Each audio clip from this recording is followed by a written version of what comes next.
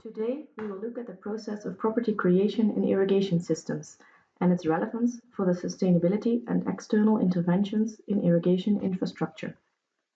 I will first explain how property relations in irrigation systems emerge and how this relates to operation and maintenance through the concept of collective action. We will then look at what these issues mean for the sustainability of irrigation and, moreover, for interventions aimed at improving irrigation development. These concepts are based on the work by Mr. Coward. There are basically three components in irrigation systems that are strongly linked. These are investments in infrastructure, operation, and maintenance. The relations between these influence to a major extent how irrigation systems sustain on the long run.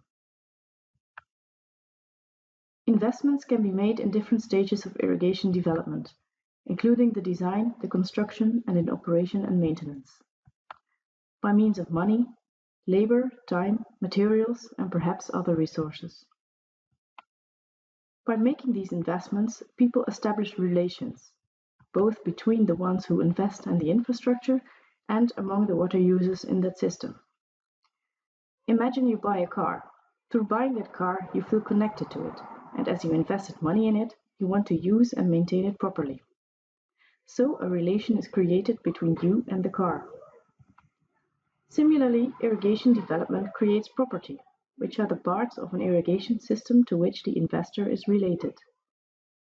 These can be the irrigated fields, where the farmer spends time on, the irrigation works, which he cleans every now and then, and the water supply itself, for which he or she has paid a fee.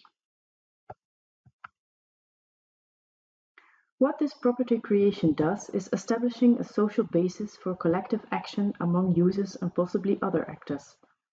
Farmers who have invested in, for example, the same irrigation canal will feel responsible as a group to operate and maintain it. This is called collective action.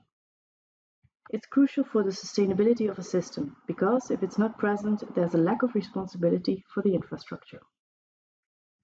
However, it's not said that all the users need to invest in an equal way. Collective action can occur where water users, for example, pay different fees, depending on the location along the canal or on their field size.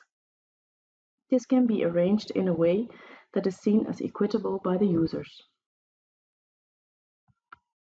So what does this mean for external agencies who aim to improve irrigation system performance? Governments and NGOs are involved in irrigation development, rehabilitation, or modernization programs, mostly funded by multi- or international donors. However, one of the most common pitfalls encountered is that these projects fail to acknowledge already existing property relations and make investments in the scheme through, for example, buying and constructing canals, sprinklers, or basins. In this way, they create a strong dependency from the water users to the investors, which is exposed in two ways. First, the sense of responsibility to maintain the system remains with that agency, and the water users will not have the same or even less basis for collective action to sustain the infrastructure. If we look at the example of the car again, if you hire a car, you don't feel the same sense of responsibility for it as when you buy it. As a result, rental cars are usually not in a very good state, as people don't drive or park as carefully as with their own car. Secondly, the means, in terms of skills and finances, to maintain rehabilitated or modernized systems are not always present with the users. They then remain depending on external support, which often comes to an end after a couple of years, resulting in a deterioration of the infrastructure. So what can be done to support irrigation development by external agencies? What can be meaningful interventions? To answer these questions, we need to distinguish between direct and indirect investments.